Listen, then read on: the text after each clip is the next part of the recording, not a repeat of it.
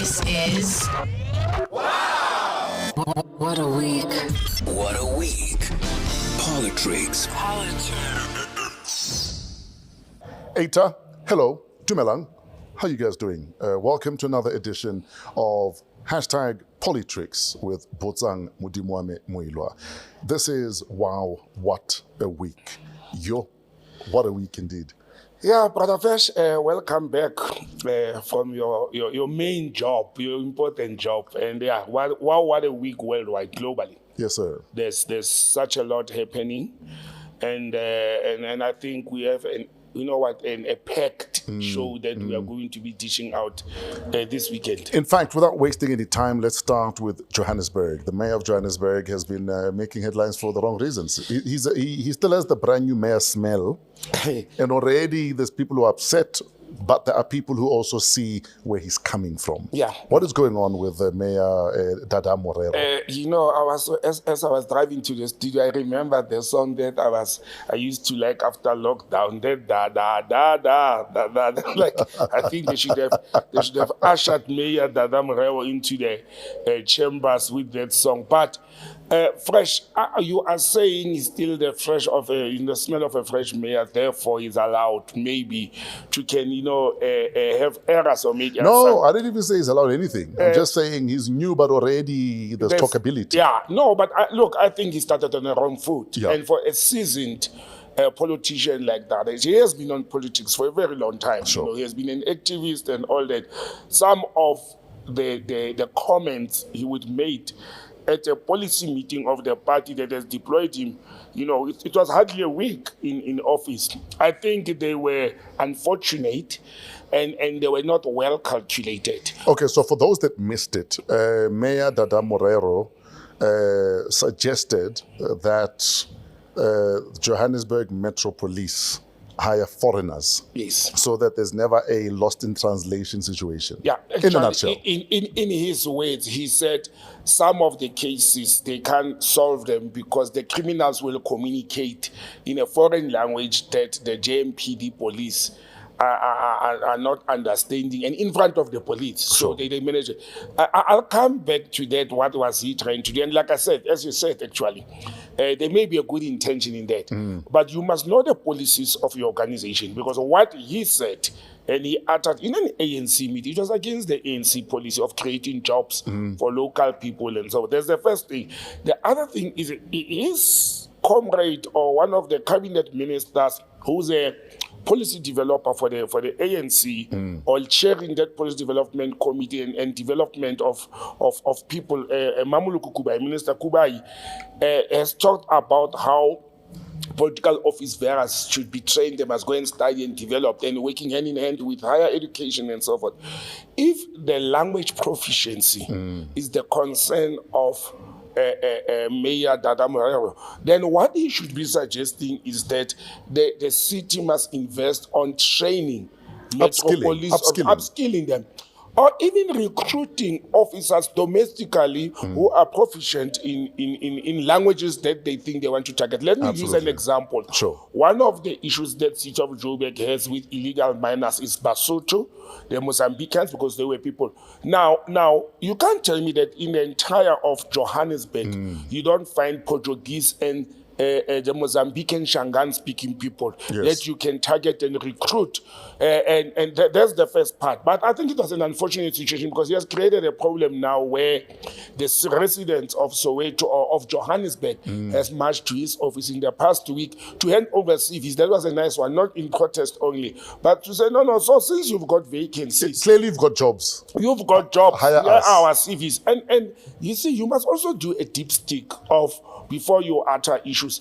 I can tell you there are many South Africans who are multilingual because people have, especially in Joburg, yes, because we interact with people from foreign countries. Some of us have lived in neighboring countries, you understand? Sure. But if your target is to say, for example, you are targeting drug traffickers in Hillbrow or Yeoville or wherever, and most of these drug traffickers are, in inverted commas, let's say Nigerians and Congolese, then train your officers to be proficient in those languages. That's what is done internationally. In fact, I think policing aside, in any profession, you upskill yourself according to the trends. Exactly. Even doctors will tell you. Doctors are going to conferences and seminars all the time because what is the latest in, for instance, heart treatment? Because this is the world is moving. Technology Exactly. is So changing. you move your staff according to where the world is going. Yeah, not to say, and in the middle of all that, they've got a partner in the government of national unity in the form of Patriotic Alliance, Sure. whose position is very clear about foreigners in South Africa, whether legal or illegal. But, that's not a specialized skill to have foreigners. I'm a South African. I speak 9 South African languages fluently, read and write, and I speak 4 or 5 foreign languages as well. You understand? Sure. But also, let me tell you, there was a discussion in some mainstream media to say what Dada is talking about, us calling people with these nicknames. I don't even know his name. I'm sure the guy has a name, Mr. Morero. Yeah, Your Worship Morero. Yes. That his suggestion is a well-practiced standard in the world. You understand? And I know where they come from when they were saying that, to say intelligent information, covert operations, having people to infiltrate syndicates of criminals. You sometimes go and recruit people from those nations or countries or amongst them. And you plant them. And you plant them in. But that's a completely different operation. First of all, JMPDs are not South African police services who will have a covert operation, intelligent operations, or undercover operation. They don't have that capacity. So that is the responsibility of SAPS according to the Act, or the South African National Defence Force, or recently the Border Management Authority forces.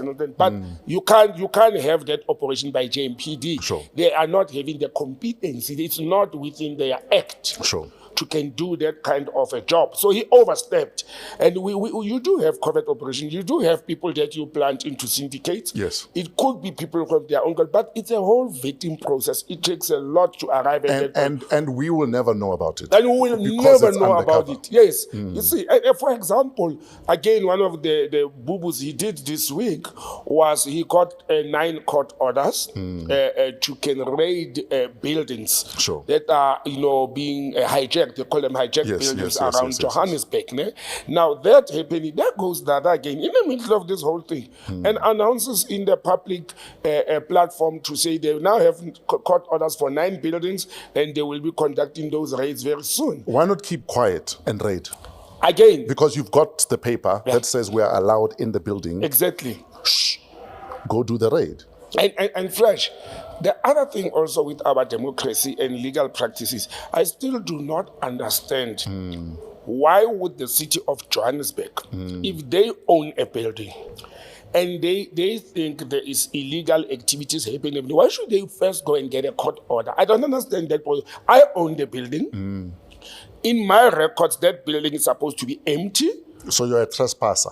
So there's trespassers there. Why should I go to court first and say there's trespass? To raid, not to throw people out. To throw people out, I understand there's elements of humanitarian, there's accommodation. The Constitution says. But to go and say, I suspect in that building, my building that is supposed to be empty, yes, or used as a classroom, I see that it's not being used as a classroom. I therefore want to go and check what is happening there. Why should I still go to court? Then after you get a court order, you go and you announce in a public platform. I don't think, they carried the same operation in KwaZulu-Natal, actually in the metro of Durban. Sure. This past week.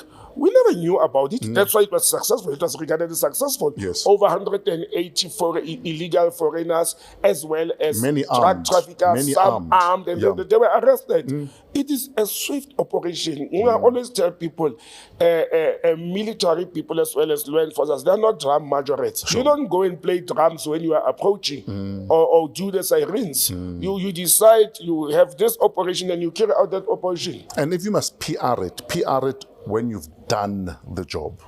once the job is done. Don't PR it before. I mean, last week Sunday, one of those buildings burned in Joburg, and 4 people died. Another building, caught fire and 4 people died. And now we want to react to that, understand, by getting court orders. I think his intention or the intentions of the mayoral committee of the city of Joburg is good intentions. Sure. How they do it is where the problem is. And I think the mayor of Johannesburg must slow down a little bit. And the advantage he has is that he's not just a political head. He's an executive mayor, so he can enter into some of operations and give guidance. But let Dada start behaving like a real township boy, man. He has grown up in Joburg. He should be knowing what to do. Abeslame. Man. And look, his MMCs, unfortunately, they didn't change them. Yeah. MMC Kenny Kunen of the Patriotic Alliance is heading the transport sector, and the MMC, what is his name, Dr. Mtrini Tshwaku of the EFF is heading the law enforcement. So actually the Metro Police will fall under Tshwaku.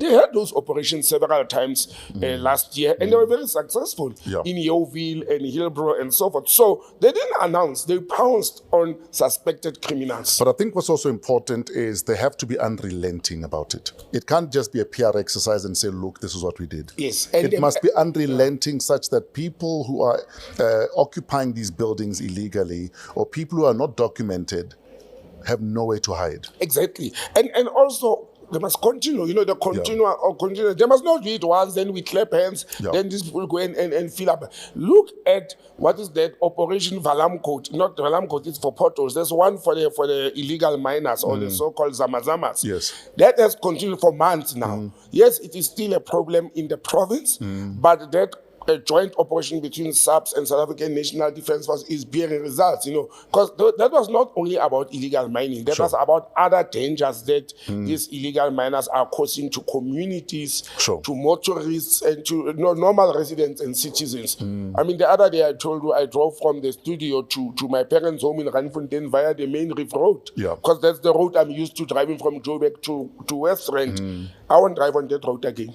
because I feel like one day something will explode. Yeah. And as the road is in very terrible state. Sure. But it's when I see this, you can see these Zamazama people moving up and down, and it's happening in front of our eyes. It's a whole crime scene. It's a whole crime scene. I'm telling you, Joburg is a crime scene. And you referred to the mayor of New York, the ex-mayor of New York the other time. Oh, Giuliani. Yes. Giuliani, yes. I think somebody must buy that book as a gift. The next 2 years he's sitting in that office. He can do very well. He can work very well with the team he has to stabilize Joburg and make it a safe place to live and work in. In fact, speaking of safety, Panyaza Lesufi, Premier Panyaza Lesufi, was doing an interview on Talk Radio 702, and he was talking about the fact that he's going to bring in experts because something's got to give regarding crime in Gauteng,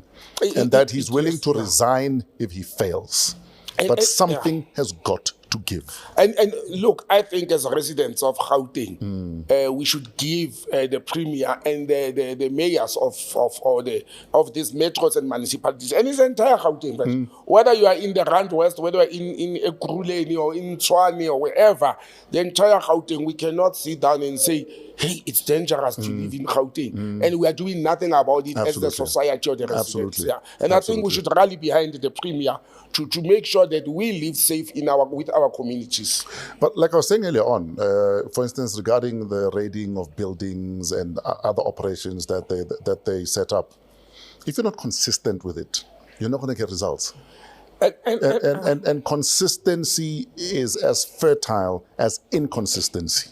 But also, what will also aid them? It's one thing to go and raid and arrest and clean the area, and the judiciary drops the ball. Yes, or the investigators. Or the investigators or what. So this needs a very special, Gauteng needs a special operation from top to bottom. Yeah.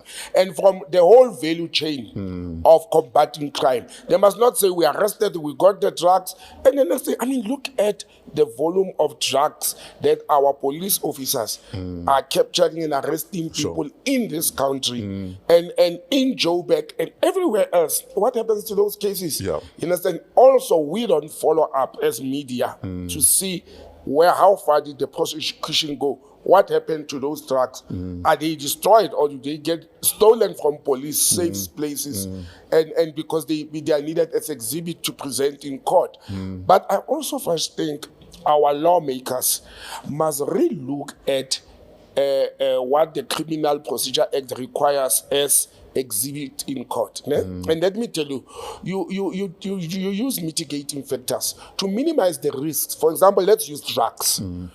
If you catch somebody with drugs, the court will require to see the drugs as exhibit. Yeah. If they are not there, the case may collapse. Now, there's a risk to that because those drugs must be stored somewhere. Sure. And a criminal case like for drug trafficking or drug producing or drug laboratories, it can take years. So imagine the risk that whole, say, 100 kilograms of cocaine sitting somewhere in the police safe where it's supposed to be safe. But reality says we know it may disappear from those police safekeeping places. How about we change our laws in the country to say if there's video recording of what was captured, if there's certificates from scientists to confirm that this thing on this video, here's the certificate, we confirm it was cocaine or an illegal substance, they must then be destroyed immediately. And the exhibit should be the videos, the photos, and the laboratory or medical certificate of those goods. Instead of us hoarding them, waiting for the case to end. I'm talking about mitigating the risks of keeping illegal substances in police stations or in safekeeping places. Let's rather find a way that we pass the law. I understand by law now. They must have them. But why don't we change the law to say they must be destroyed immediately in a public place, you understand? And also, those goods, for example, stolen vehicles or vehicles that were used to commit crime, if there's no owner coming to claim them, don't destroy those ones and pack them at what we call 13 there in restaurant in Kagiso. Sure. Understand? When police don't have vehicles, in Italy what they did in years back, I don't know if it's still the rule, the criminals and mafias were outclassing the police because they were driving supercars. Oh yeah, so they got Lamborghinis. So the police and they got Lamborghinis. And then when they capture criminals with crime proceeds and there's a Lamborghini, they don't destroy it. It becomes the police vehicle. Yes. You understand? So why do you take goods and things from criminals and you auction them when your police don't have a van to can go and attend to a crime scene, convert some to ambulances? You understand? Why destroy these whole things or auction them and take money that politicians will end up stealing anyway? Absolutely. So for me, that's a thing that let's change the law as well. Yes, sir. Speaking of the law, let's go to our Justice Minister. President Ramaphosa, we are told, wants answers from Justice Minister Simelane regarding a loan that she got amidst the VBS money laundering that was happening. Yes. What are your thoughts on that? I had actually wanted to ask you, what do you think the president wants to talk to Simelane about? I wanted to ask you that, but I was thinking, is Mr. Ramaphosa going to really ask her to come and explain? I mean, the information is in the public space. To come and talk for herself, present her side of the story. She says it was a loan for a coffee shop in Sentin, and she's paid it back. So what's the problem, guys? Well, again, also, no, that's not the problem. And how was she to know that money was paid? Fresh conflict of interest. You know better. I'm sitting at home. I'm fired from my work. Me, I'm playing the devil's advocate here. Conflict of interest. Yeah. The first question is going to be, she was that time and Tembi Nkadime, the executive mayor of the city of Polokwane. Yes. Okay. At that time. Now the question is, did she declare that business interest? That's going to be one of the first things at that time, because if you are in that position, you must declare business interest as it's required. So the so-called coffee shop. Yes. That she says she needed a loan to open. Yes. Are you saying, did she declare the coffee shop? Yes, she must have declared. Yeah. But surely, that's the first part. Yeah, but also the law is very clear about municipalities putting money into mutual banks. I was going to come into that. The second part is, Look, the law cannot dictate where I must borrow money from. If Fresh is my brother or friend or Trevor, whoever, I can borrow money from them. But it becomes a problem once you start borrowing money as an executive mayor of a metro from people that, and you remember earlier on when we spoke of data, I said executive mayors, they're not just ceremonial. Sure. So the people that does business with your municipality, and you go, this guy is a consultant. He's consulting on behalf of VBS that you must invest illegally state monies into the VBS mutual bank. Sure. It's illegal because the law does not allow that. That's the first time. The same person who's negotiating that deal on behalf of VBS is a broker. You go to the same person. He did his job. The bank went broke. So you go to that person and you borrow money in your private capacity. I already said there's nothing wrong in borrowing money from anybody in your private capacity. But a conflict is a But conflict. there's a conflict of interest there. And I just pray for her that she had declared that at that time. Sure. The sad part where we are now is that the coffee shop does not exist. That's the latest news. That coffee shop is not there. It doesn't exist. And then she says she's paid back the money. Yes. But is there evidence of that? Well, we don't know. We'll hear when the NPA and others, they proceed with this. But I want to bring this politically and to say... Before you go politically, Akira was still talking about conflict.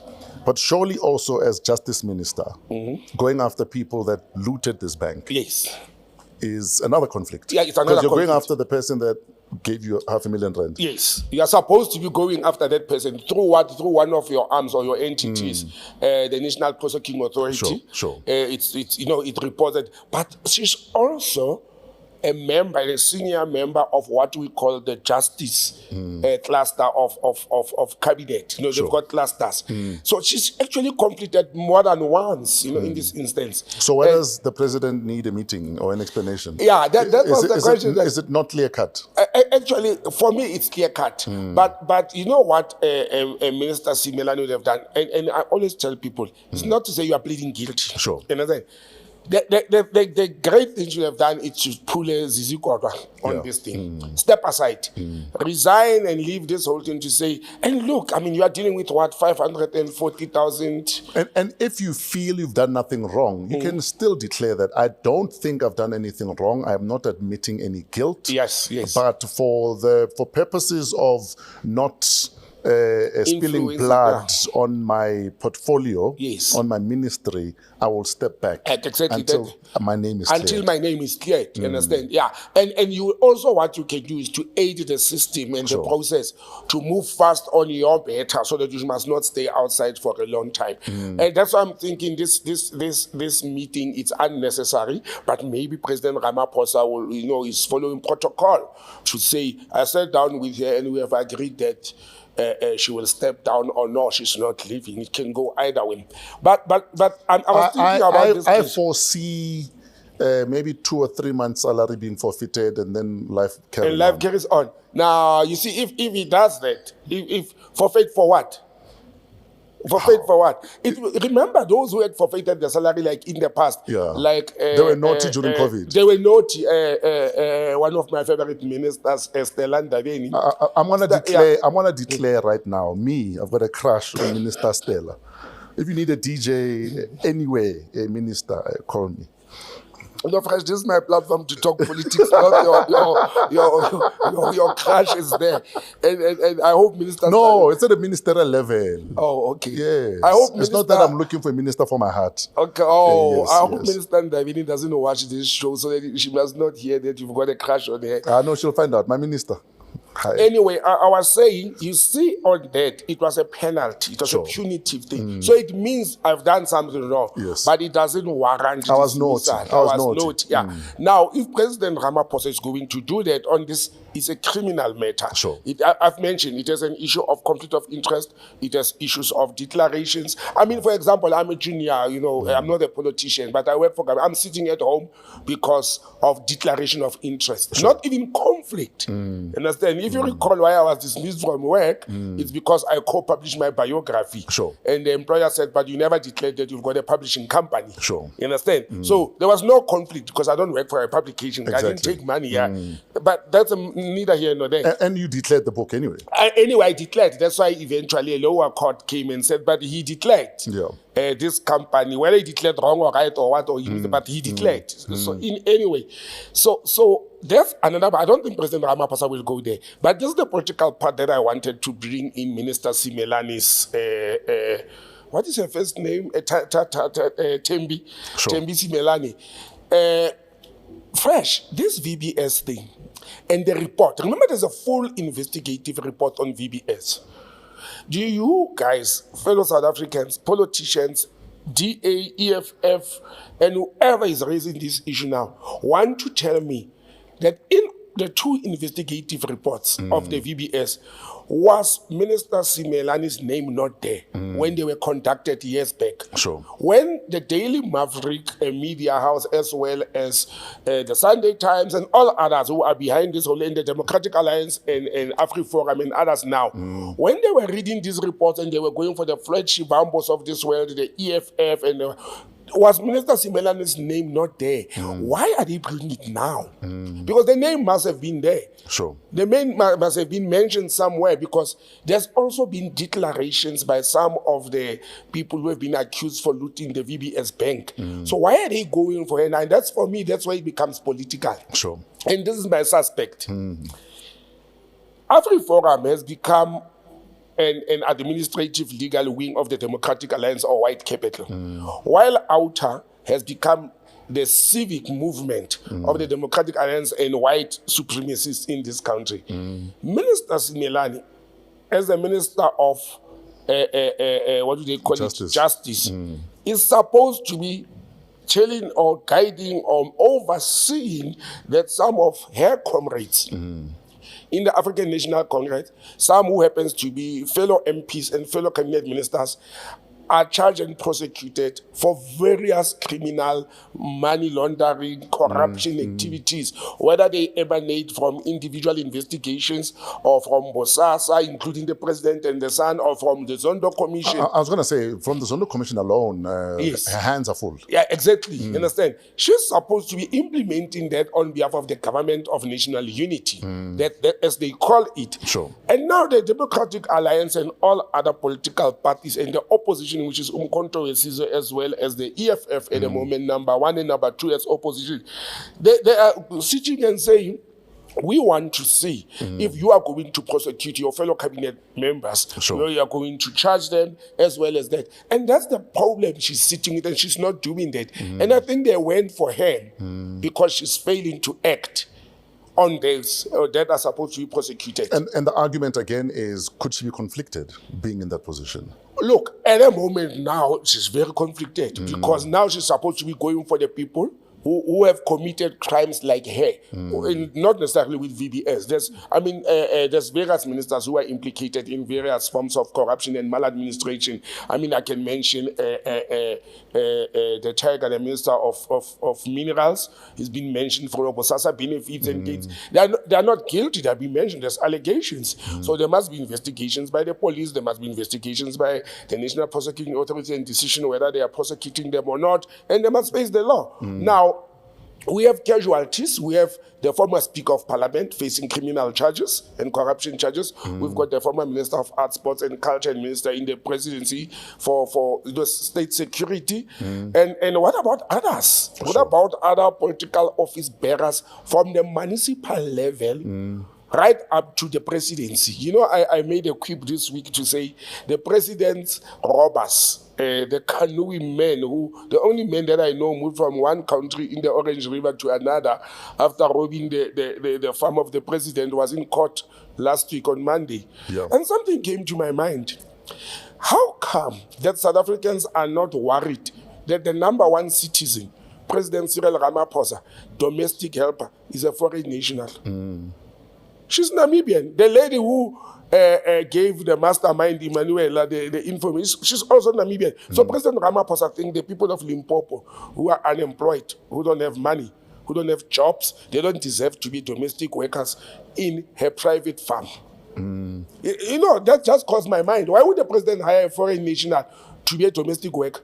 When there's so many people from Venda, where he originates from, I know he grew up in Soweto, born in Soweto. And we all have a cousin at the all have village who needs a job. We all have Mam Nani, Mam Kulu who needs a job, especially a prime job as a domestic worker in a game reserve that is having international. You could have taken few students from hospitality industry and work there, but that's story for another day.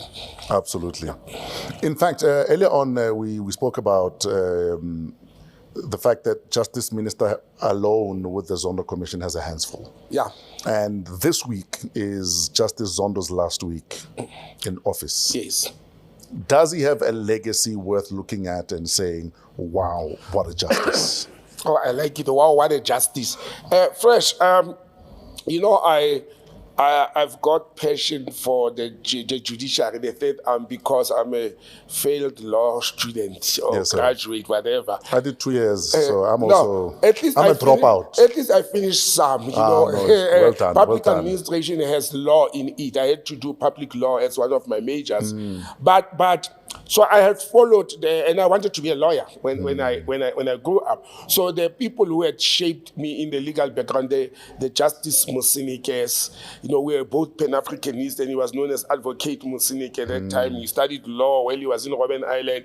The Pius Langas, the Mogoeng, and all that. And I sat and I watched a whole gala dinner where the current or the outgoing, well, it's already out now. It's he said his last day in office. What is his name? Justice Zondo. Yes. And they were talking about his legacy. First, I did not know that he was very close, personal friends with Mogoeng, his predecessor, yes. From varsity terms, because Mogoeng studied in Zululand. Yes.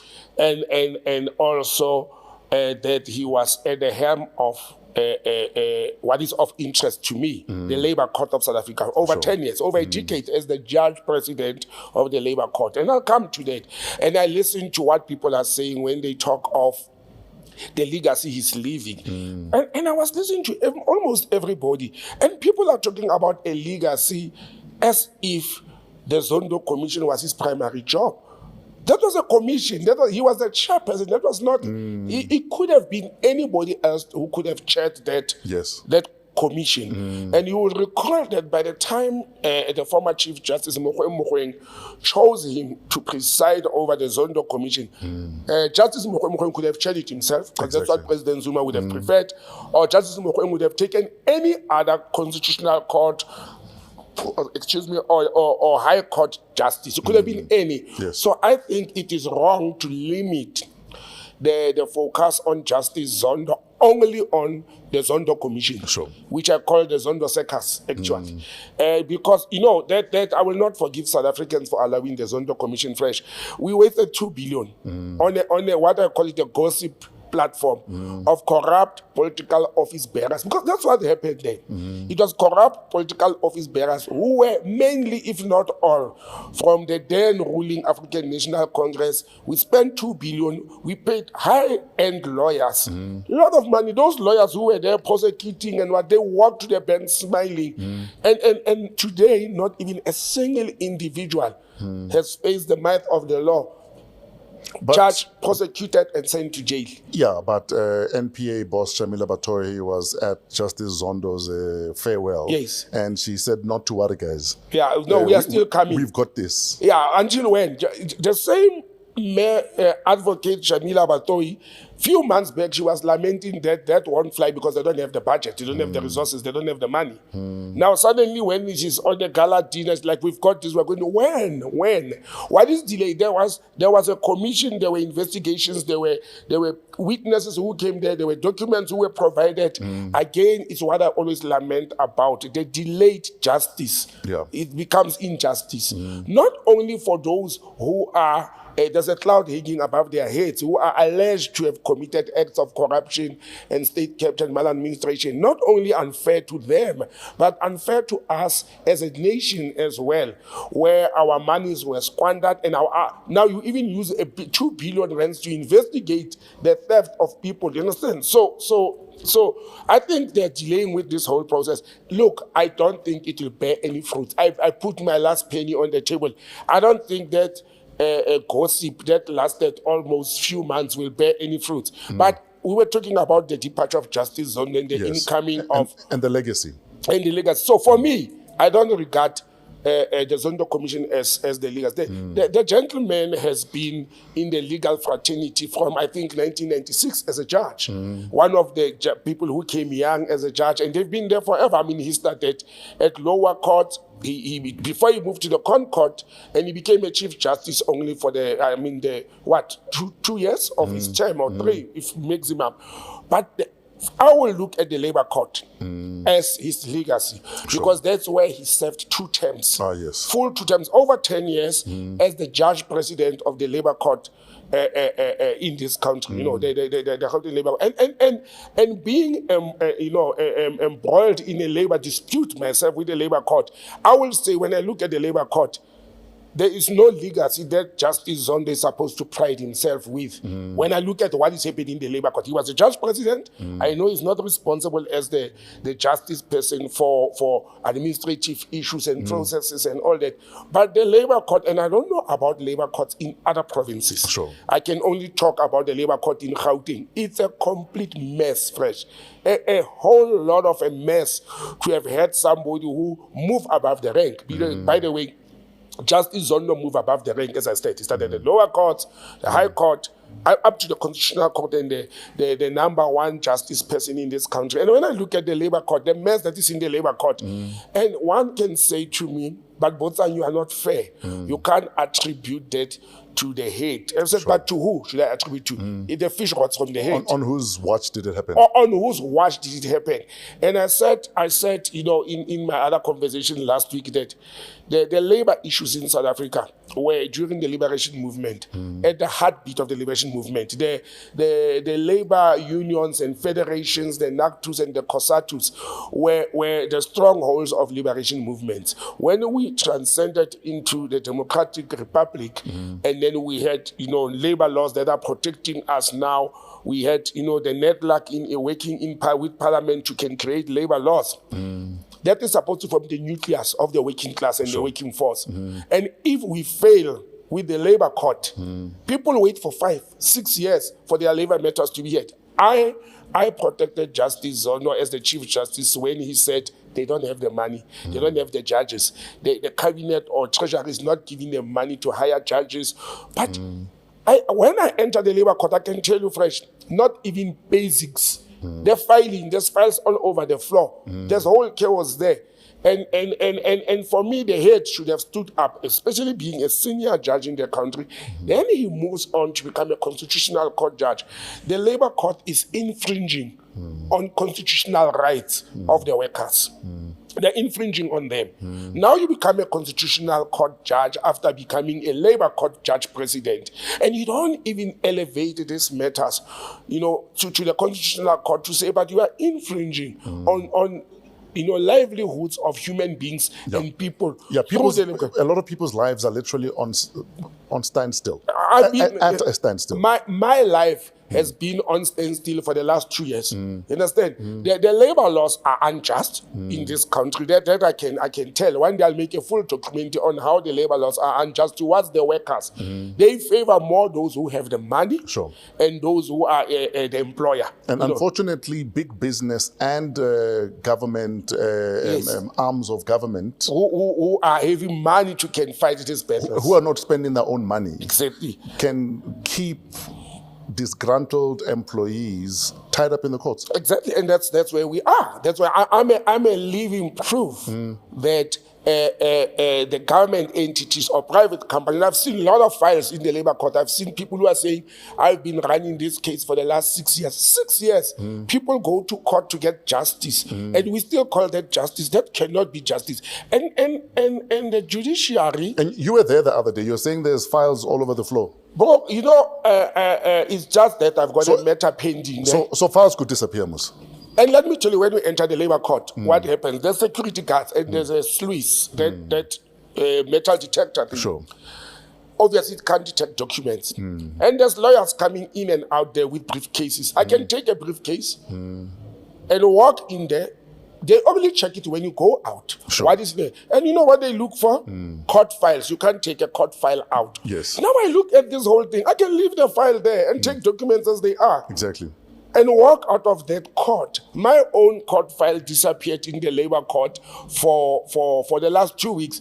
I had to kick doors and scream and tumble and phone the highest office of the land to say, I want my, and then it suddenly resurfaced. And you know, my cousin called me and said to me, imagine if that would have happened to a noble citizen who doesn't have guts like you, who doesn't know his rights, who can't kick doors and all those things. So I am saying is we are doing a disservice as a nation to the people, especially the courts, especially the labor court. And I pray and hope that the incoming Chief Justice, Maya, being a mother, let that instinct of motherhood kick in. Sure. And let her engage and look at, you know, special courts like the labor court, that they are also going to serve the people, to serve the intended benefactors of justice and labor. And not to say criminal courts or magistrate courts or commercial courts are not important.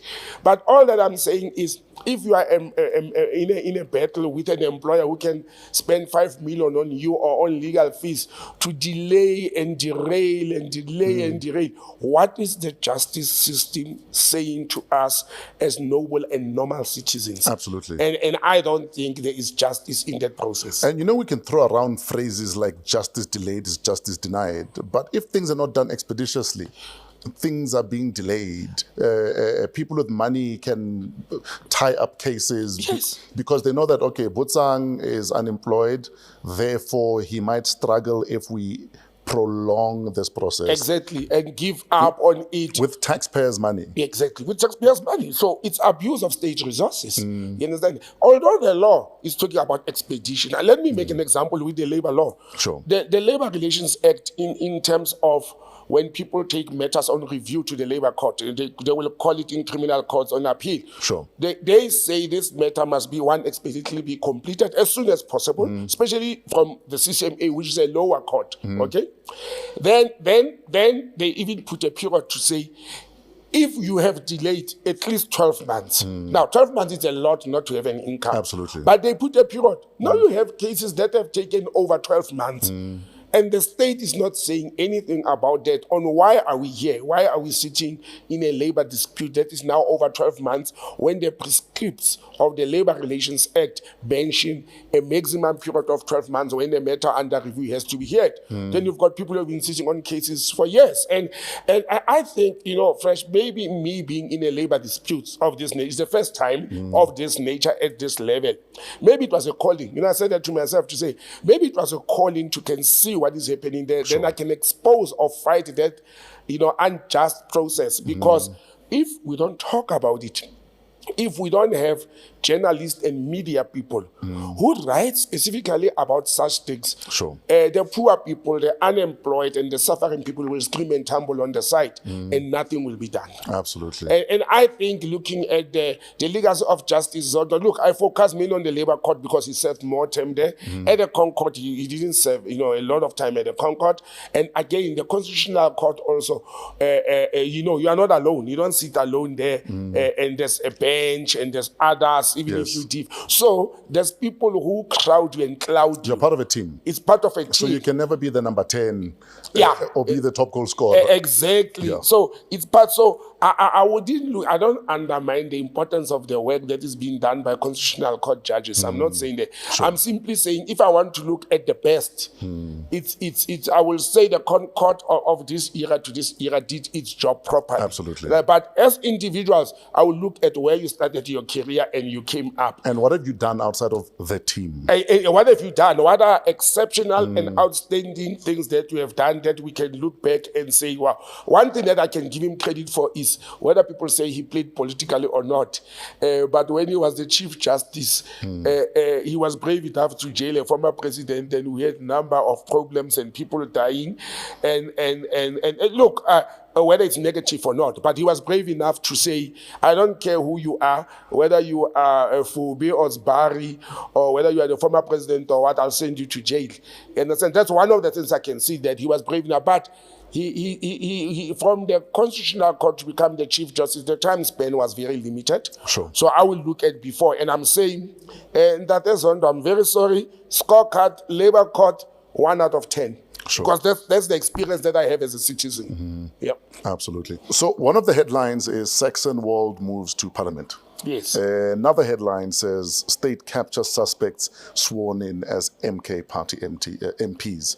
What are your thoughts on the moves that the MK Party are making? I mean, you even have Papa Penny sworn in as a member of Parliament. Yeah, but put a disclaimer there. Papa Penny was not part of the state capture. No, he wasn't. But I'm just saying that Yes. the MK are moving intentionally here. Yeah, fresh. Is what I'm yeah. picking up. Okay, yeah. No. You've got it right. Look, let me start with, I think the MK has become, what is the word that you would use? They've become crude about their intention to take over the country. Sure. And to have anybody who is being seen as one former RET forces, Sure. to anybody that was seen to be on the side of President Zuma. I was going to say, some are saying JZ is also rewarding those that have been loyal to him. That been loyal to him. Well, people are saying that. Yeah. But again, I said something as a Pan-Africanist, because I was so excited when they pronounced that they are a Pan-Africanist organization or movement. Fresh, what is wrong?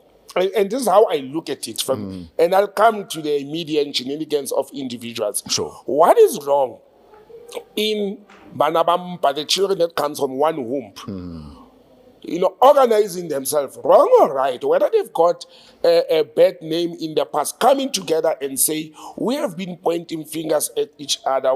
Some of us have been in one group. They come together, and I've talked in this platform before about rallying and uniting under the banner of Pan-Africanism, Sure. on African nationalism, and saying we've got a common goal. Our common goal is to fight for the return of the land, is to defeat white supremacy, Sure. to fight white capital, and to defeat the ANC out of power. Whether they are former ANC people or not, to say the ANC that is existing today is not serving our peoples, will therefore group together. Whether you say you call it ganging together or grouping together, or you all have skirmishes or or allegations and bad backgrounds, for me that's not the issue. The issue is these are the people with a common goal and common interest and are coming together. And I look at it from that perspective. But the second part is none of those people there has been charged and found guilty of any crime, corruption or what. None, not even one of them. The same way we can sit here and say there are over 10 ANC leaders and ministers who have been alleged to have committed acts of corruption. They're still ministers today. Sure. Life goes on. They're still leaders of the ANC. They've just got re-elected into those positions. And why, when the other kids do it, we want to call them names? So why don't we call the Ramaphosa team to say, but these ministers, they backed Ramaphosa towards the 2017 1 billion rand conference that was funded by white capital. Why are we not saying that? It's politics. That's how it plays. You understand? Yes, sir. I think for me, these are politicians. But what Umkhonto we Sizwe has done is they are also bringing technocrats. Sure. Brian Molefe is not a politician. No. I bumped on him the other day because we come from the same region in Tshwane, and he was on the ground wearing green. Yeah. And canvassing from Controversy because there were by-elections. So there's also technocrats and experts. Penny or Papa Penny, he is naturally a crowd puller. Sure. Because he's a musician of a traditional tsonga. What is MK doing with Papa Penny? They want to penetrate Limpopo. I was going to say to you, the Floyd move, the Papa Yes. Penny move, Yes. for me is intentional they're showing intentionality, if there's a word, And it's about yeah. Limpopo. And now it has added Colin Makubela. Yes. And From they are- Sarah. From Sarah, you Yes. understand? She has come. They are very serious about Limpopo because we know that Limpopo and the Eastern Cape are the strongholds of the ANC. So there's a very clear intention. These guys, they know what they are doing, whether we like it or not, whether we like them or not, but they know what they are doing. Their plans are very clear and they are moving with this whole thing. Yep. They don't care everything. What is just disturbing me with the MK, and I have to mention this because I care for people. It's this internal squabbles and people being removed and moved. And look, I always said to people, you must never take politics as a career. Oh, yes. But also, never sacrifice your career, if you've got a career, for a political position. You're expendable. Yeah, you understand? Exactly. And that's where the mistake. I wish and I hope that controversies will lead us from President Zuma to whoever. They can find it among themselves to have, for example, these 18 members who have gone to court to go and fight to say some have lost their jobs. You know, somebody who have come to say I was recruiting for a political party from the ground to what? I don't care about such people because you are not there. You are claiming that you are joining a political movement to build it up for a certain purpose, not for a career. But people who resigned from their jobs, let's say you had a job as a clerk somewhere, and you resigned because your organization said we are deployed to parliament, and 2 months down the line, they are recalling you from without doing anything wrong. I don't think there is any normal human being who, if they knew that it's temporary to go there, Or at least I won't last a year. or at least I would have left your, if you had a job, if you had a job and income. Talk about people who were employed specifically. And I think for humanitarian purpose, Ubuntu, this political party, not only them, including the EFF and others, they must find it among themselves to care for the people. Because I always say, when you take my job away from me or my salary, it's not only me who suffers, it's everybody else who is dependent on me. And I think it will also help them politically to stabilize the organization. It's at infancy stages. But look, they've got the creme de la creme of South African government and governance there. I mean, who wouldn't want to sit in a room with Justice Shope, Andile Mkama, Brian Molefe, Lucky Montana, And love them or hate them, they are administrators, they are organizers, they are movers. And you bring the Floyd Shivambo there and now Colin Makubela. Remember, these people are professionals in their own fields. Yeah. You understand? And it can only be fear or jealousy that makes us to say they are a bunch of criminals or what. But how many of them has been to jail for criminal activities or found guilty? Actually, many of them have been cleared of whatever allegations were made against them. And unfortunately, it's politics, bro. That's how politics work in the world. That's how politics work. I mean, we have the president of America going to elections now while he's facing serious, treasonous charges. Absolutely. Understand? And he won't beat all of the charges. Obviously, I mean, so many charges. We've got President Zuma this past week was back in court for the case, the arms deal and corruption charges. And so it's part of the game. And let's hope that in future, as South Africa grows and develops, and I still bank on Justice Maya, that this separation of powers, from the state judiciary, the state executives, and the legislative authority. Let's hope that it will improve as we move forward, as we mature. Yes, sir. And with the so-called government of national unity, again, I said it last week, I'm one of the people who believe this government of national unity will collapse sooner. But let me quickly tell you why. Did you see what Panyaza did in Gauteng? Gauteng is going to collapse the government of national unity. And I am told the DA has dared the ANC to remove the mayor of Tshwane. Because there's the last metro remaining. Oh yeah, Celia Brink basically is facing a motion. No yes, understand. And that's the last hope for the DA.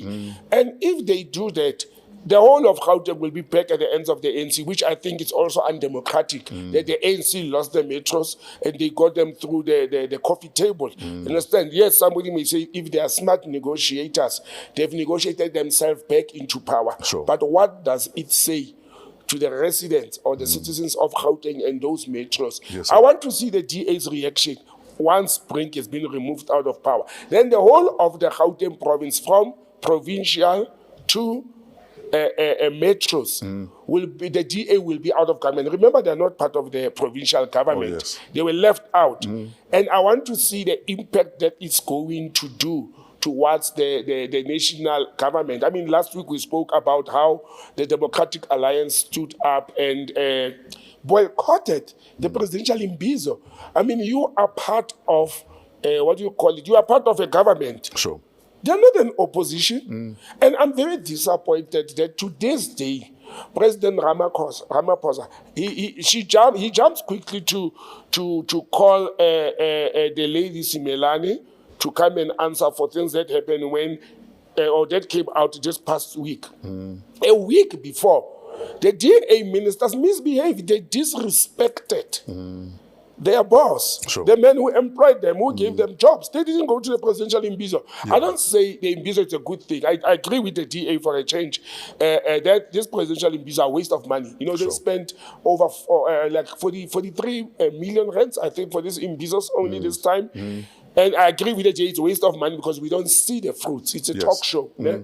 But these guys, they defy their master. They defy, in work environment, what do they call it? Insubordination. Yes, absolutely. That's insubordination. Your principal calls EXCO meeting to say, EXCO, let's meet and let's go and engage with stakeholders and our clients. And you are like, and easy. I'm not going there because you are wasting money. And the president is quiet about that. The president is quiet that the GA ministers showed him a middle finger. And it's okay. We can be quiet that who's running the country? Who's the head of the cabinet? But isn't this coalition government, as many believe it actually is, also based on the premise that we will also agree to disagree where we need to? Yeah, fresh. That's in Parliament. MPs there can vote and disagree. For example, the DA has taken the government to court regarding the ESCOM tariff increase. Okay, NERSA, government and ESCOM are the respondent. That's okay, that is normal. But that's not what I'm talking about. That's not how you disagree. Exactly. Insubordination and derelegation of duties.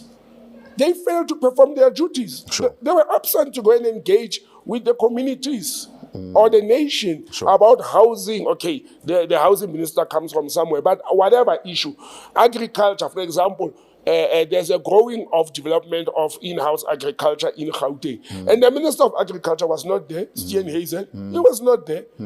So that is actually insubordination and refusing to perform your duties. Because his duties were supposed to come and engage me as a resident of Gauteng that wants to be a farmer in Gauteng, whether I farm wheat or I farm chicken or whatever. And he failed to do that. He actually told the boss, I'm not coming to that meeting, it's a useless meeting. And the president cannot actually keep quiet. I want to see one day when Gayton McKenzie or the PAC leader that his party is saying he's there illegally refuse to perform their duties if President Ramaphosa is going to take kind of that. Or one of the ANC ministers, imagine Sputa Ramukupa, not going to address the people about, they don't call it load shedding, load reduction. Yes. Well, will the president say, it's okay, Sputa, go there and dance and don't come to my meeting? I think the president... What would you have the president do? Is treating the DA with kid gloves? Sure. Or is scared of the DA? Or is managing the relationship? No. If this is managing the relationship, it's mismanaging it actually. If you have a relationship and you let your partner or your spouse to do as they wish, to say, this Friday I'm not sleeping at home. No, but also you need to remember, as a former married person, just as I am, you choose your battles in your partnership. Which ones you don't choose you what fight? what is worth scorched earth and what is worth I'll let it slide. Then it's going to continue. And when others start when the kids start conducting themselves the way Mama and Papa are doing, that Mama and Papa are doing, you will fail to handle that situation. But it's a wait and see. This marriage of convenience between the DA and the ANC, I've said when it started, it is not GNU because the former GNU had a guiding document. Absolutely. We didn't have the constitution. From 1994 to 1996, we had an interim constitution that made a way and presented a document for guiding the GNU. This marriage of convenience that has the DA took the moon pact shot agreement and change it here and there. Yeah, they put cosmetics to it to can fit the two losers because they were both losers. So the two losers went into a coalition and invited the hungry ones out to say, we have a cake here and we are going to eat, come and join us. It is an unprincipled GNU.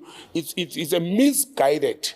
And when we talk about this, I said this GNU is like having an unguarded missile or an unguarded machine gun. And it's very dangerous to can hire people. I mean, I've used a simple example of saying he hired them as ministers. We always talk and say it is the president's prerogative. Where is that prerogative now? Well, now you were saying he's managing a volatile relationship. Where is the prerogative? Remember, in appointing cabinet ministers, there's no equality there. Sure. It is governed by the constitution. Absolutely. You are guided by the constitution. They've got duties to perform. Do you want to tell me that one day if Stian Hazen can decide to sell his BMW or X5 of the state and buy tractors for farmers in the Western Cape, the president will say he's doing the right thing, it's okay. When there are rules of what should happen to that BMW. You understand what I'm talking about? You cannot flex the rules and the conduct when it suits you because people will take advantage of that in future and it will cause chaos. Yeah, a united front at some stage is very important. It's very important, yes. Let's wrap it up with an event we were both invited to earlier this week. Unfortunately, I was unavailable, but you went.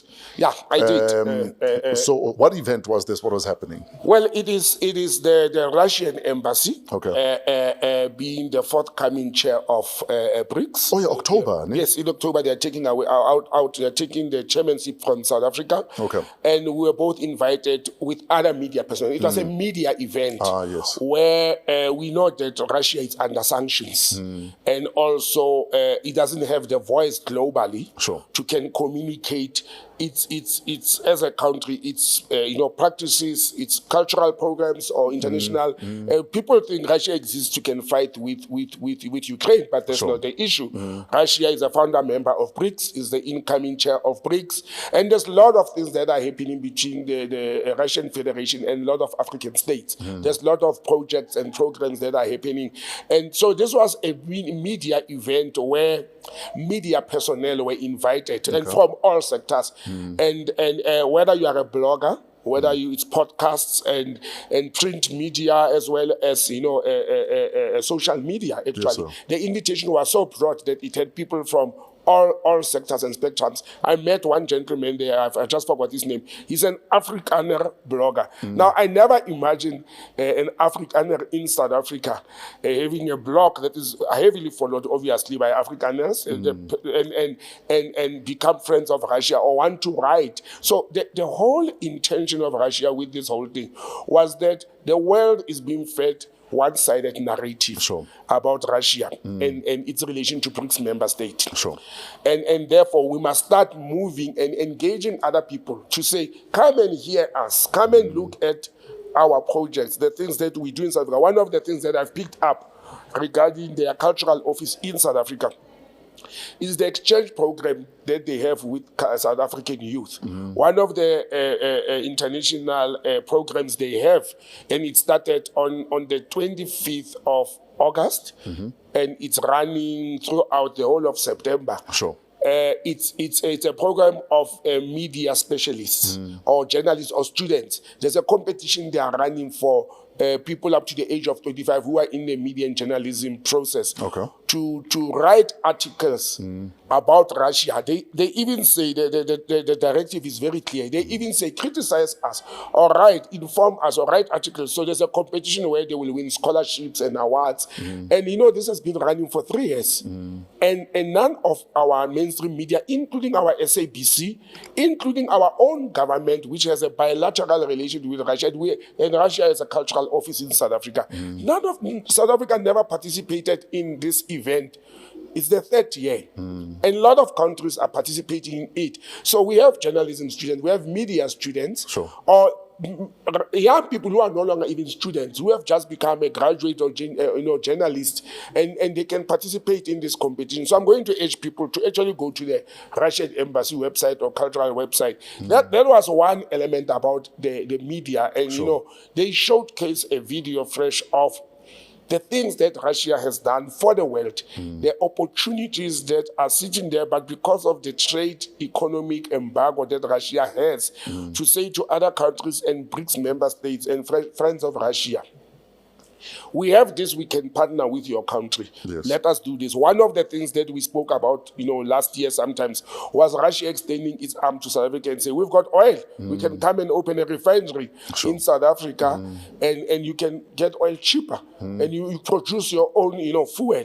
And I asked before, why is South Africa not taking that advantage? Because we've got a bilateral relation with Russia. If we can go into military drills, or practices with Russia, why wouldn't we take advantage of them establishing a oil refinery in South Africa at their own cost and helping us to can have fuel cheaper than what we are having? That's one element. But another important thing that I need to really mention regarding the Russian partner as BRICS.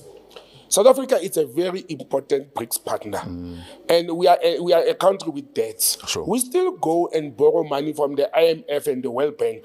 When there's a BRICS bank with zero interest or very little interest that we can trade with, it's our trading partner. Not to say the US and the UK are not our leading trading partners, but IMF and the World Bank are not US and UK, in inverted commas, they are not. Why wouldn't we borrow money from the BRICS Bank, loans with zero interest? Right now, from the 1st of September, BRICS as a leading, Russia as a leading member of BRICS and the incoming chairperson in October, they are launching their own SWIFT. Wow. So now if you want to trade directly with any member that would have, or any country that would have subscribed to that SWIFT, it doesn't have to be a BRICS member state. Okay. Guess what? Over 140 countries. Some of them have no interest in BRICS. Some are not members of, they haven't applied to be members of BRICS. They've signed up to say we are ready. Because if you take a country like Iran, Sure, that has good relationships with South Africa as well as with Russia, and they've now become a BRICS Plus member, and they want to trade with Brazil or with Russia or with China, why would Iran have to trade in a dollar? exactly. And not with their own currencies? Or what did you call it, the bartering exchange of commodities? Because that's my biggest thing, that as BRICS, why are we not operating at that level?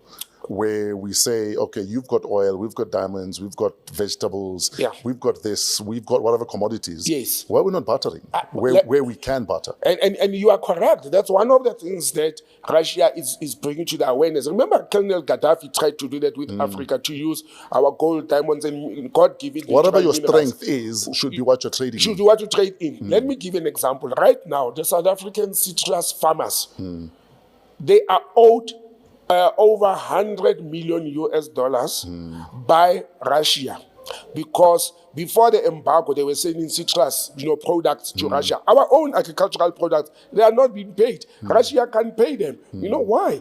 Because it was dollar based, because it's under SWIFT. If we move to this new trade commodity, or they call it international money payment system, something like that. If we move to that, we don't have to abandon SWIFT.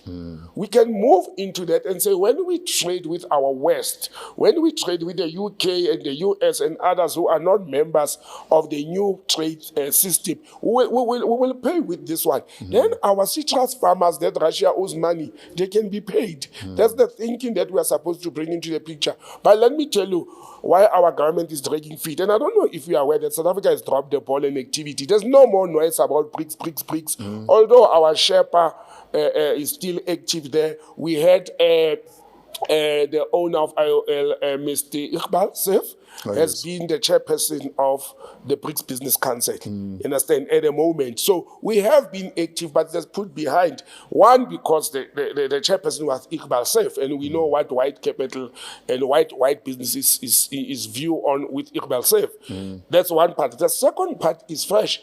Who owns the banks in South Africa? The first mistake or the first problem is we don't have or we don't own the central bank. The South African Reserve Bank is not owned by the government.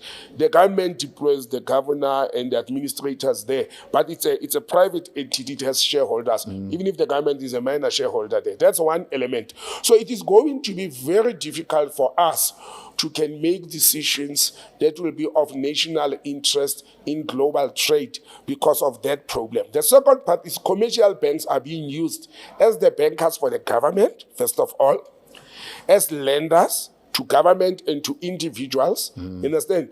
And it's commercial banks. The South African government banks with the 5 commercial banks, not even with minor ones, Sure. you know, the FNBs and the ABSAs, the government banks with them because the government does not have a state-owned bank. Now, imagine if these banks that are London and New York, you know, captured, if they now have to move away from SWIFT or start dealing or having an alternative which is being presented by Russia as the leading member of BRICS countries. Russia and China have finished that part. They've agreed, they are trading in their own commodities, in their own monies directly. So what Russia is saying to the world is, we have this opportunity. We've started a party, join us. Yeah, come and join us, you know. And countries like Iran, countries like Maduro sitting there in Venezuela, and many others have joined. And I think South Africa should not be left behind in this trade and financial transaction. You know, financial transactions are very important to pay your debts, to grow your economy, to develop people. Now today, if I get an opportunity that my child must go and study in Russia and I want to send money, I must send it through the dollar, via the dollar, or via another country for it to reach the child because Russia is under the trade embargo.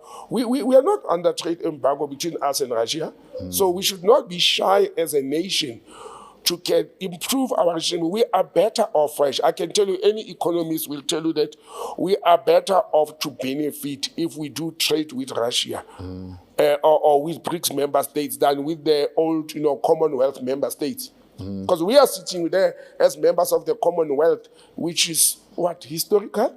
Colonialism? Yes. English-speaking countries? Absolutely. And that's the reason we are being held back. And I think we should move, you know.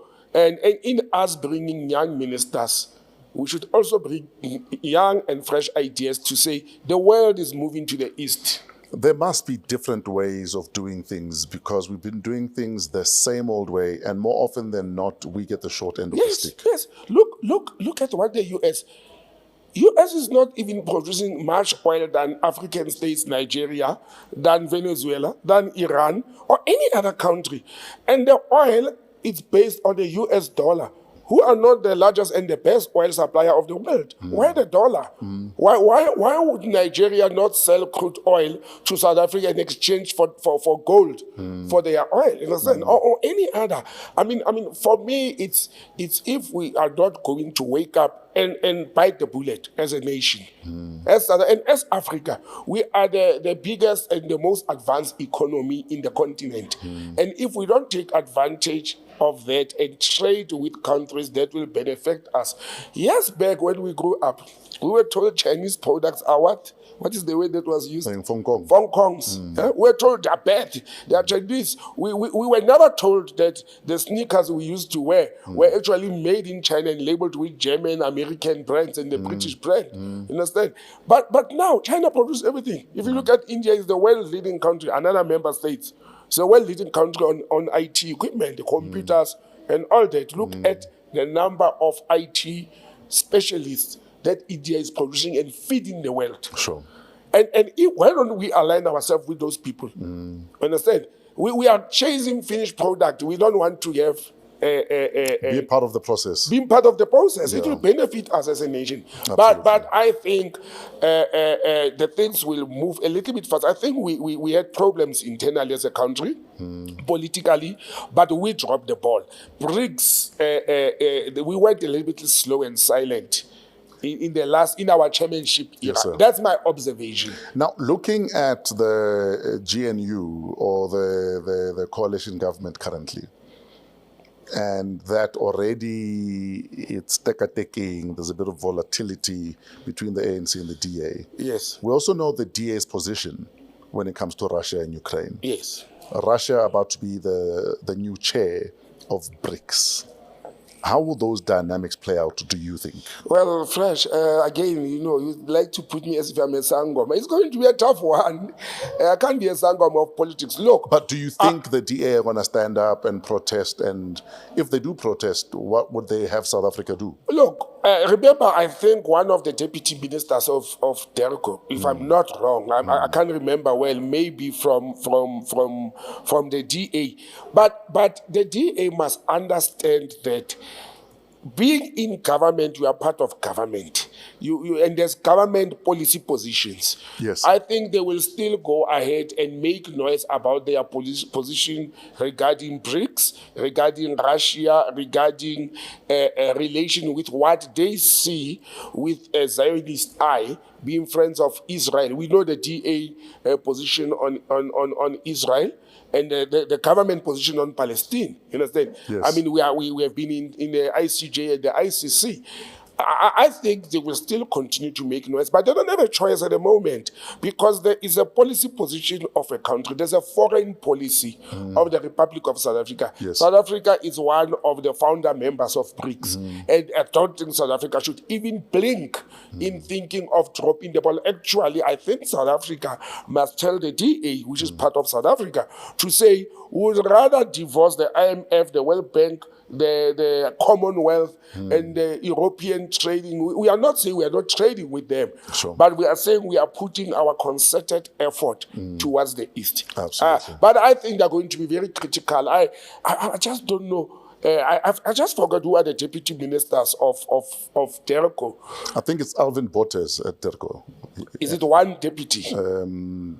That's a good question. Yeah. I think it's Alvin Because Botes. normally it's two, and Alvin Botes is from which political party? ANC. He's from the ANC. Oh, okay. But normally at DERCO, you have two deputy ministers, if you recall. Yes. And I don't know why my memory was saying it is one of those where the DA got one. But if that's the case, if it's both Minister Lamola, look, heavy Minister Lamola there is going to defy the DA. They can scream and tumble and say whatever they want to say. He has shown them when he was the Minister of Justice with the last few months of his term at the Justice and Constitutional Development and Correctional Services Minister to say our position on Palestine and Israel is very clear. Yes. And I don't think the DA will also want to drag the country backwards. Remember, they also must be politically smart. They can't be seen as going to bed with the ANC, and then when they are in bed and it's not warm enough in the bed, they want to start screaming and saying the ANC are very bad people in bed. When they go in there knowing what is the ANC standing for politically, they can't be serious. It will be very clumsy on them. I think they've played their political cards very wisely by forming coalition with the ANC. Otherwise, they would have been left in the cold. Absolutely. But I think the DA played it very wisely, and they can't risk this now. The biggest loser, if the GNU collapses, the biggest loser is going to be the DA.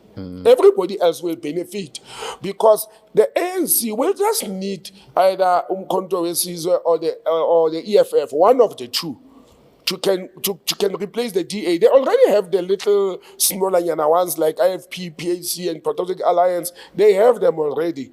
But if that marriage collapses, the loser of that marital union is going to be the Democratic Alliance. The ANC will not lose and stay out of power. They will not. They will not.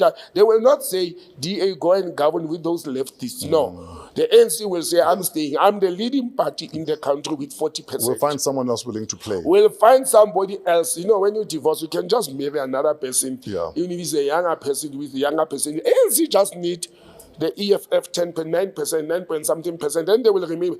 Actually, should they do that, I think people will hug the ball, will say, but I've said it before, never.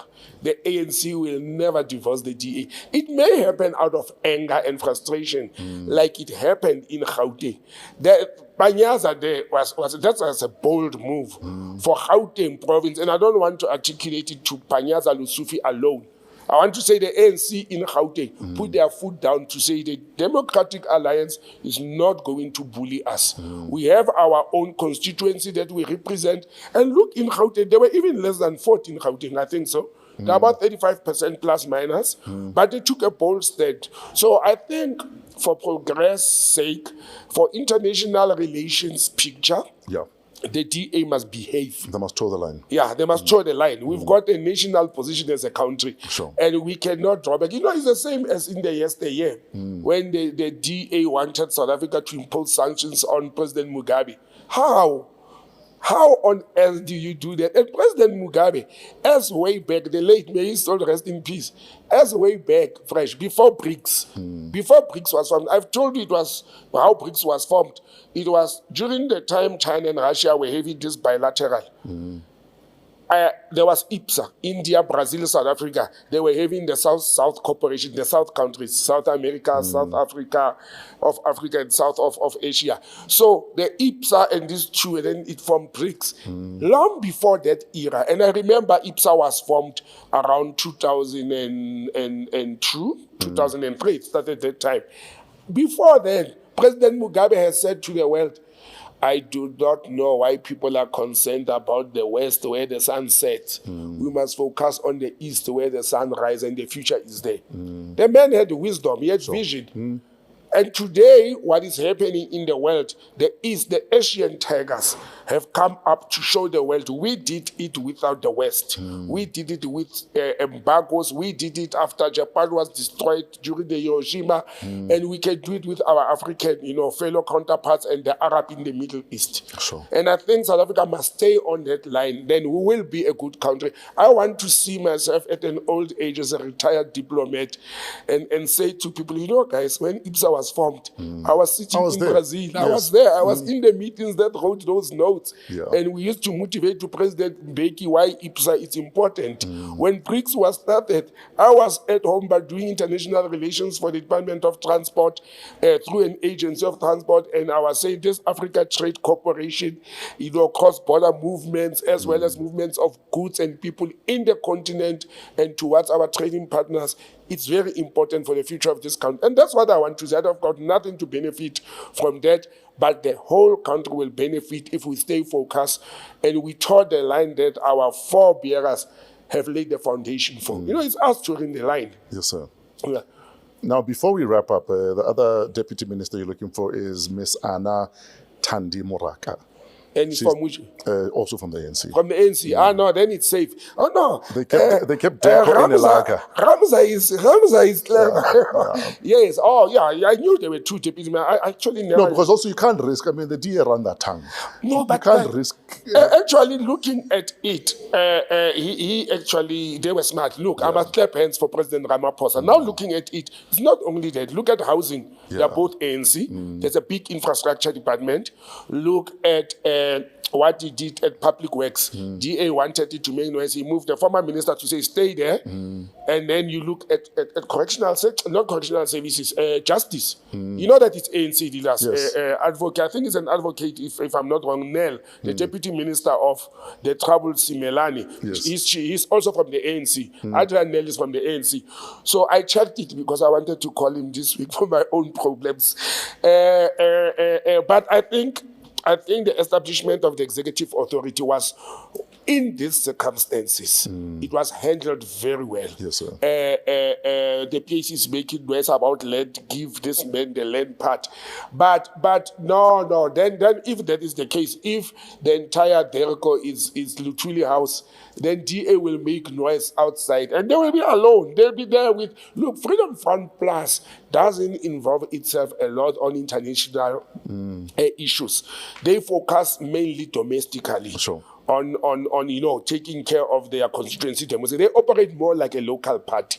And I think to some lesser extent, the Democratic Alliance in international era and the political battle or the diplomatic battle against Russia, I think they will have the Patriotic Alliance to some extent, not against Russia, but on international arena. The Patriotic Alliance is pro-Israel, we know that. And also the, what is called this other party, Reverend Meshwe, ACDP as well. The ACDP position on relations with Russia and Palestine is the same position as the Democratic Alliance, but those are non-entities. They won't make a huge difference. Absolutely. And I think Minister Ambassador Lamola, because we can call him that now, he will handle this matter. Look, how many years to go? We still have, a full 4 years to go on this. But let us pray that this thing works for the benefit of the country. For me, our relations with Russia are very important. Yes, our sir. relations with BRICS are even more important than our relations with Russia. They are much more for the economic benefit of this. We have debt now. Fresh President Ramaphosa during COVID borrowed and blew 500 billion of the money we borrowed. These loans that comes with conditions. You understand? And that's the problem. We have the BRICS Bank, we have BRICS member states, we have China that say, borrow money from me. I won't charge you interest. Let's work together. Although, people are saying the Chinese, they've got their own agenda in Africa because they will go and borrow you money and build an airport. And if you don't pay back the loan, they will take the whole airport and the sea and what. But it will take a very naive head of state to can enter into such agreements, to can barter with state commodities and state assets. Some things you don't put on the line. Yeah, some no matter things what. you don't risk. I I wouldn't, as a nation, take chances with our ports of entry. Those are our source of income and trade. Yes. And in conclusion to that matter, did you see now the president has also announced that the entities have gone back to the departments. It was announced this past week as well. Yes, because Minister Pravin Gordhan has died with his baby. That the minister of, or the Ministry of State Entities. Now, President Ramaphosa has allocated, I know in transport being my department, yes, sir. Transnet and others have come back to transport, and ESCOM has gone to Minister Ramokgopa, and others have decided to take on their own ministers. Look, do you want my comment on that? I've been in government for long administration. Look, our departments are failing. Our government departments are not equipped with people. Yes, sir. That, and I don't say there are no qualified people in South Africa, but I've seen that the people are not equipped with people who are having a business acumen. You see, we studied public admin and we know public administration, we know government, and these entities are being operated as business entities. Some have the boards, some have CEOs, and they're operating as business entities.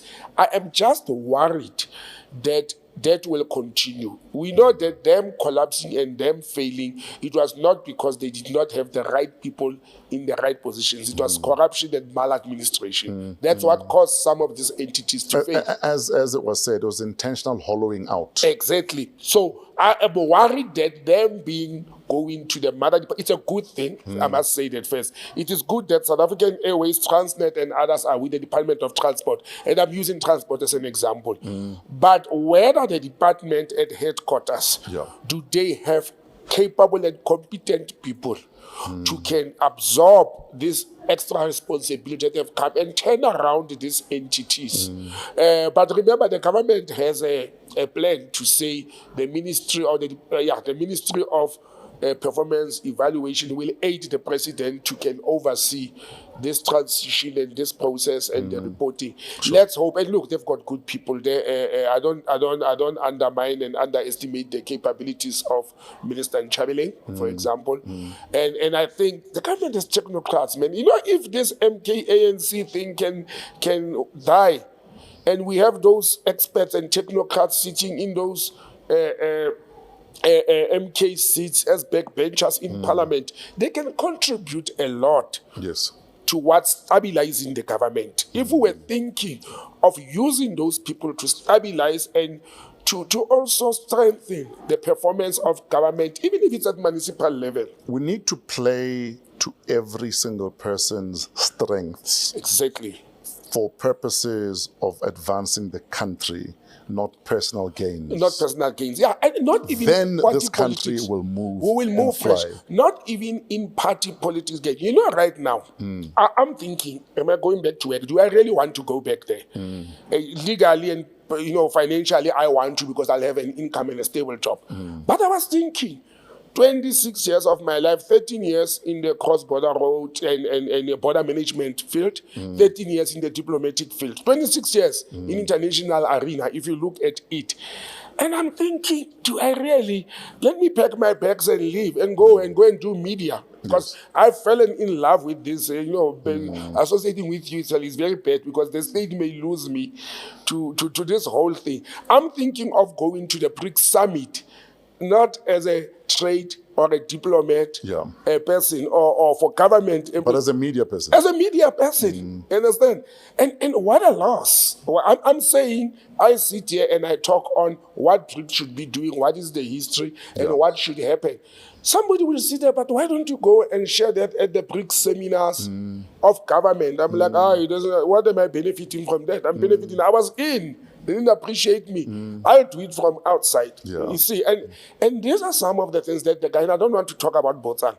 I want to talk about the skills and the people we trained, we funded their studies. They are sitting out there being frustrated because of internal political fighting of comrades and all that. It is crippling the country. It is doing the country injustice. Exactly. And unfortunately, if we are going to allow people to think with their hearts, not their minds, then we'll sit where we are sitting as a nation. I mean, I sit and I look at the problems of Home Affairs.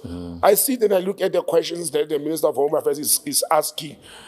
Let me give you one example. What happened in the past week when you were having fun somewhere in Europe?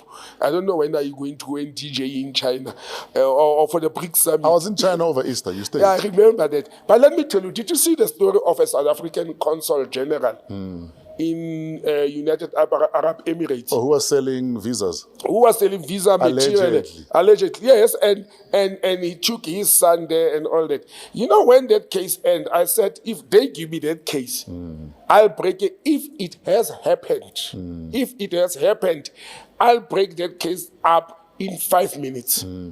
There won't be long back and forth. And somebody was saying to me, South Africa should have withdrawn his diplomatic immunity so that the Arabs can arrest. I said, no, he didn't do anything wrong to the Arabs. He stole in South Africa because the South African mission abroad, the South African embassy or consulate. It's South Africa. It's South Africa. And what is that? That's treason. Now, you are the head of mission. You are deployed and representing the president. And we are talking allegations here fresh. We don't say the consul general has done that. And then you are alleged to have connived with criminals to break into your own mission. Yes. And stole things that you issued visas to. And this happens after the Libyan visa saga. You understand? That's treasonous. You stole from union building, in true sense. You stole what we call face value commodities. Yes, sir. You issued visas illegally to people that we don't know what they're doing with those visas in South Africa, whether it's drug trafficking, whether it's human trafficking, whether it's arms trafficking, whatever. You understand? That is treasonous. That person should, if found guilty, or if should be charged with treason. But there's a lot of questions that goes with that case. I actually vividly recalled how, when he was announced to be going to United Arab Emirates, I was like, I've never heard of this person. But what caught my attention is that I was listening on the day he was being interviewed in one of the radio stations. It just happened coincidentally. He took his son to the interview. That time is 2-3 years back. And as I was listening, I'm like, why would I bring my son to a radio interview? But if it was a child who's underage, you want to expose them to radio or to diplomacy. The son was over 40. So how do you take a more than 40-year-old person to a radio interview? Then it is alleged that the son was also involved in crime in a mission in the UAE, United Arab Emirates. And I asked myself the first question also that can assist them with investigation, because the allegation is the ambassador, the consul general asked the Arabs to issue a diplomatic visa to the son. It's not possible. Sure. Because the son at age 40-something is not supposed to be carrying a diplomatic passport. He's not a dependent. He's not a dependent. Yeah. You understand? So he's not having a diplomatic passport. So these are some of the basic questions I will ask. What passport did the Arabs issue a diplomatic visa on? They can't issue it on a normal passport. Yes. He can't have a diplomatic passport. If he had a diplomatic passport, then Diriko and Home Affairs are equally guilty of the passport, because he was not supposed to have a diplomatic passport because he's not a dependent of the diplomat. But there's quite a number of things. And somebody said, yeah, but he's the head of mission. Why did he have to break through the roof? Or he's criminals too. So the one, it's a criminal activity. They had to stage a crime. But secondly, something that you don't know, and if I'm not disclosing state, I must put a disclaimer, state secrets. The head of missions, they don't have what we call cryptographic security clearance. At the embassy, the ambassador is the boss. Oh, yes. And the head of corporate services, Botsang or Pinky, is the admin. The head of mission does not have access to what we call the comm center, the communication. They don't have clearance to can enter there. Yeah. They don't have combination codes to can open that and access passports and visas and cryptographic communication between us and headquarters. They don't have that training. They don't have that information. So they can't enter that place except when they open the ceiling and enter the place if it has happened. But these are some of the challenges that the people who are new in government, who are occupying these positions like Ronald Lamola, the minister, they will need experienced people who also are not politically contaminated, who also do not have fear to can say to a minister, this cannot be done, or you cannot take your niece and come and employ your niece at the embassy. And if we don't have administrators, because you are doing that to protect the country. You are not doing that to deny anybody any opportunity. Exactly. You are doing that to protect the country. The head of corporate services or the head of intelligence at our mission in United Arab Emirates, when they saw the ambassador's child living there and having diplomatic privileges, they should have brought it to the attention of headquarters. So something abnormal is happening here. So there's a lot of these things that, we should be wary of. But Fresh, this is embarrassing, man. I don't know who's not corrupt anymore in this country. On a serious note, I don't know who is. I had a friend, a colleague from Zimbabwe. This colleague from Zim used to say, he used to say to us in the office, in Zimbabwe, everybody's a spy. Out of every 12 people, only one, they will tell them that you are all spies. Then you look at each other to check who is not a spy. Yes. You understand? You don't even trust each other. You are a spy without knowing you are a spy. Yes. And that's the challenge we are faced with in this country, to say we are not doing things for the best interest of our country. Yes. As a nation and as people. Look, I'm sitting here. You often fail to feel a sense of this is for king and country. Exactly. It's more, how can I benefit? And how can my immediate circle also benefit? Also benefit, yes. And I'm not saying you shouldn't benefit. No, But, people should but, earn their but salaries you and benefiting should be a byproduct Exactly. of you delivering. Of having delivered. Deliver, and rather, and people eat. People eat in every country. Even in the mighty USA, people eat. But deliver first. Earlier on, somebody was saying people will steal 200 million to deliver a project, and they will eat 190 million. Yeah. And not even leave the one to do the bare minimum. Yeah. But our ethics, and for me it's ethical. You must have ethics to be in a public. Whether you are a political Hunger office doesn't know bearer, ethics. No, whether you are a political office bearer or a public official, ethics are very important. No, but with ethics you will eat fresh, even because you are paid a salary for doing your job. So you are not starving, you are not unemployed. Yeah, but you're greedy. Yeah, that's greed. That's where lack of ethics. I carry your small house as a slave queen, and she wants good hair and a holiday. Well, some people have wives, while you have small. And there's another problem. People have slave queens, and me and you, we have zero. My brother, yeah. I think on the note, you missed me so much, you're not stopping to talk. So I'm going to stop you. Was it long? My man, we're almost at 2 hours. No. I promise. We're paying for last week. Yeah. But Now, I don't answer your followers. It's your followers now of this show. I don't answer them anymore because people are angry, man. They get angry to us that we are sick, we are not here, we have other things to do. They get angry. But we're back. No, we are. And, We are back. And if things goes well, Fresh, I've communicated part of that. If things goes well, and we get proper funding, we may actually have 2 segments per week. Oh, absolutely. Yeah, if we can afford Pezulu works first, then we will move. Done deal. Brother man, where do we find you on social media? Yeah, at Botsang M on social media handles, botsang at gmail.com and 082-485-9100 on WhatsApp. And that's where, of course, I can be found on that. Brother man, thank you very much. Thank you, Brother Fresh. As That's good always, seeing it's you. an honor, it's a privilege. And let's do this PoliTricks thing again next week. Thank you, my brother. And we are done with another edition of #PoliTricks with Botsang Modimowame Moiloa. Coming to you from AMP Studios, downtown Johannesburg. We're part of the Africa Podcast Network. If you'd like to get in touch, you can email waw@africapodcastnetwork.com. Shout out Pezulu Works for all of the cinematography, to Otis the Floor Fraser for making sure that all of our imaging sounds proper, sounds world class. Shout out to show producer Tabiso Sikwane and executive producer Keletso Mutisakeng. Till next week, have a WAW week in spite of yourselves.